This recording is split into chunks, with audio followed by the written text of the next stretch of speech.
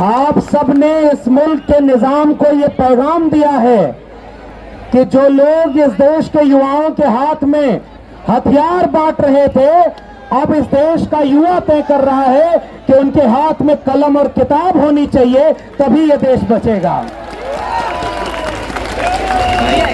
आज हम लोग यहाँ पर इसलिए खड़े हैं कि मैं उसी दिल्ली विश्वविद्यालय में तकरीबन 14 साल प्रोफेसर रहा, असिस्टेंट प्रोफेसर, जिस दिल्ली विश्वविद्यालय की फर्जी डिग्री लगाकर प्रधानमंत्री जी और उनके लोग आज भी जवाब नहीं दे पाते कि ये इंटायर पॉलिटिकल साइंस की डिग्री कहां पे है। आज तक उस विश्वविद्यालय में वो कोर्स नहीं बना जिसमें इंटायर पॉलिटिकल साइंस में प्रधानमंत्री ने डिग्री ली है। वो वैसा ही भारत देखना चाहते हैं जहां डिग्रियों की कोई कीमत न हो और युवाओं को फर्जी डिग्री दे दिया जाए। आपने ऐलान किया है कि उस फर्जी डिग्री वाली भाजपा को अब यहां से पैगाम देंगे कि अब इस तरह विश्वविद्यालय डिग्री का अपमान नहीं होने देंगे। दूसरी बात, इस देश में नौजवानों ने, युवाओं ने जाने कितनी बार शिक्षा के लिए आंदोलन किया है। हम लोग जब दिल्ली विश्वविद्यालय में हुआ करते थे, वहां से नई शिक्षा नीति जब आई थी, तभी हम इसी जंतर मंतर पर आंदोलन करके कहते थे ये अंबानी और अडानी के दोस्त शिक्षा व्यवस्था को प्राइवेट हाथों में बेच रहे हैं, वो फीस महंगी कर रहे हैं, सीटें कटौती कर रहे हैं और इसके बाद चाहते हैं कि ये अनपढ़ों का देश बन जाए।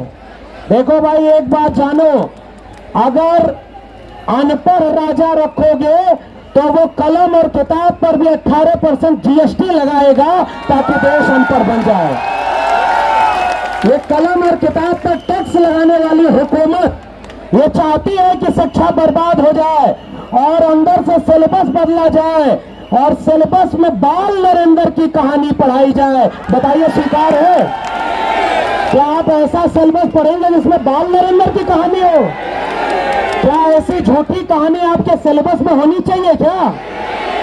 इसीलिए वो सिलेबस भी बदलना चाह रहे हैं। आज मैं जिस उत्तर प्रदेश से आता हूं, वहां पर सरकारी स्कूलों को बंद किया जा रहा है और वहां पर केवल नफरत की बातें की जा रही हैं, बांटने की बातें की जा रही। आप जानकर आश्चर्यचकित होंगे कि उत्तर प्रदेश में 27,000 सरकारी विद्यालय बंद करके 27,000 मदिरालय खोलने के लिए भाजपा सरकार ने काम किया और नारा लगाते हैं पढ़ेगा इंडिया तो आगे बढ़ेगा इंडिया। बताओ, उनको पता है कि जिस दिन पढ़ेगा इंडिया उस दिन सवाल करेगा इंडिया कि हमारा रोजगार कहां पर है। आज मैं उनका एक भाषण देख रहा था, जब वो प्रधानमंत्री नहीं मुख्यमंत्री थे, तब वो कह रहे थे कि हमने काला दिन देखा है कि ये दिल्ली सल्तनत, ये प्रधानमंत्री मोदी के शब्द हैं, दिल्ली सल्तनत के लोग आंदोलनों को कुचल रहे हैं और काला दिन है। मैंने देखा कि कल का दिन यहाँ पर काला दिन था कि एक शिक्षाविद, एक पर्यावरणविद को जैसे सफेद चद्दर में अपमानित करके ले गए, इससे ज्यादा काला दिन इस देश के लिए और क्या हो सकता है। उनको पता नहीं है, वो ऐसा देश बनाना चाहते हैं जहां अंधभक्ति हो। अंधभक्त तब बनेंगे जब शिक्षा बर्बाद हो जाएगी। इसलिए शिक्षा को बर्बाद करने के लिए ये काम हो रहा है। इनको पता नहीं, ये तो कहते हैं कि हम 35 साल तक भीख मांगे थे। बोला था कि नहीं बोला था? बोला था ना। फिर एक इंटरव्यू में बोला कि मेरी ज्यादा पढ़ाई लिखाई नहीं हुई है। फिर दूसरे इंटरव्यू में बोला कि मैं मैट्रिक पास हूं और फिर तीसरी बार बोला इंटायर पॉलिटिकल साइंस में एमए किया है। बताइए, झूठ बोल रहे हैं कि नहीं बोल रहे?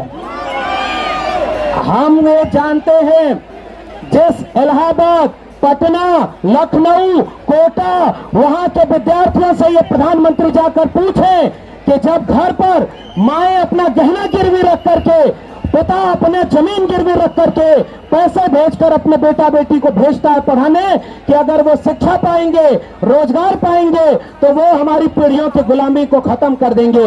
बताओ, कल तक तो उन्होंने सपने बेचा था, आज उन्होंने सपनों की हत्या करनी शुरू कर दी है ताकि नौजवान गुलाम पैदा हो जाए। हमने तो एक किताब भी लिखी है, प्रोफेसर की डायरी, और इस किताब में हमने यही लिखा था कि इस देश में भारतीय जनता पार्टी शिक्षा व्यवस्था को पूरी तरह बर्बाद करना चाह रही है, और अब वो शिक्षा व्यवस्था पूरी तरह बर्बाद हो चुकी है। मैं आपको ये बधाई देता हूं कि ऐसे तमाम माइक जो बगल में बज रहे थे उनको आपने जवाब दिया है और पूरे देश का युवा अब सड़क पर खड़ा हो चुका है। आज हम आपको समर्थन देते हुए कहना चाहते हैं, ये जितने पुलिस के लोग हैं, जितने पैरामिलिट्री के लोग हैं, जितने सरकार में बैठे लोग हैं, इनके बच्चों को भी पढ़ाई और दवाई चाहिए कि नहीं चाहिए? इस देश में बताओ निःशुल्क शिक्षा होनी चाहिए कि नहीं चाहिए? इनके बच्चे भी क्या उन्हें स्कूलों में जाएंगे कि नहीं जाएंगे?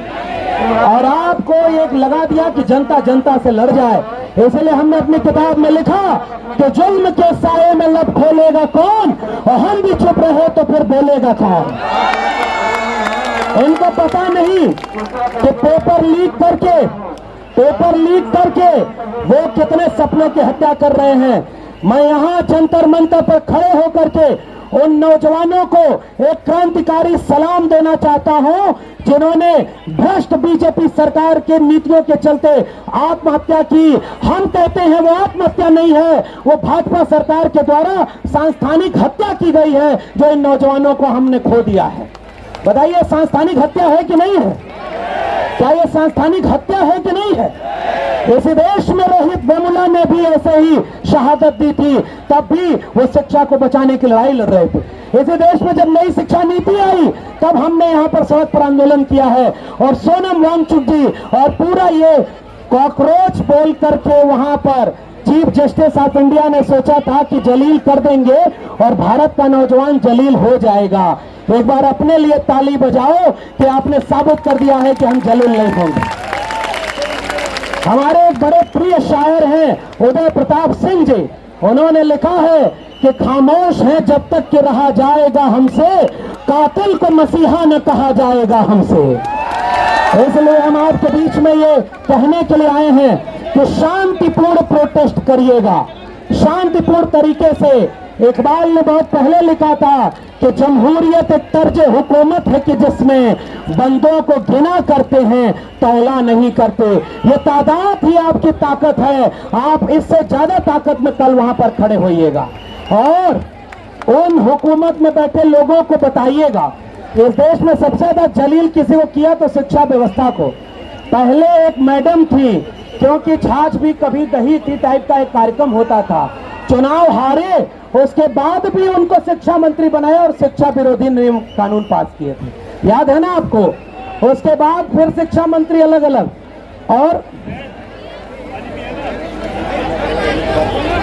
और ये काम कहकर के कि शिक्षा का बजट 10 साल में सरकार ने आधा कर दिया है। क्या आप वो सिलेबस पढ़ना चाहते हैं जिसमें नाली के गैस से चाय बनेगी? क्या नाली के गैस से चाय वाला बनाना चाहते हैं? हमारे दिल्ली विश्वविद्यालय में प्रिंसिपल गोबर लीप का कह रही थी एसी का काम नहीं होगा। ये बताइए ऐसा यूनिवर्सिटी चाहिए क्या? मैं इस मंच पर खड़े होकर के छात्र संगठनों की ओर से नेहा, मनीष और तमाम लोग जो अभी भी भूख हड़ताल पर बैठे हैं, मैं उनको भी क्रांतिकारी सलाम करता हूं कि आप सबको हिम्मत मिले और इस आंदोलन के हम साथ खड़े हैं, लड़ेंगे, जीतेंगे। जय जय जय जय जय भीम, जय जय जय जय जय भीम, जय भीम, जय संविधान, लड़ेंगे तो इंकलाब जिंदाबाद। मैं आखिरी बात कह दूं कि मैं यहाँ इसलिए देर से पहुंचा क्योंकि मेरे घर में एक आपात स्थिति थी, मैं दिल्ली में नहीं था, लेकिन आज इस प्रोटेस्ट में खड़े होकर मैं आखिरी बात कह रहा हूं। हमने 10 साल शिक्षा बचाने की लड़ाई लड़ी है, आज हम इस आंदोलन से उम्मीद लेकर जा रहे हैं और जब तक लड़ेंगे जीतेंगे नहीं तब तक इस आंदोलन के साथ खड़ेंगे। बहुत बहुत धन्यवाद।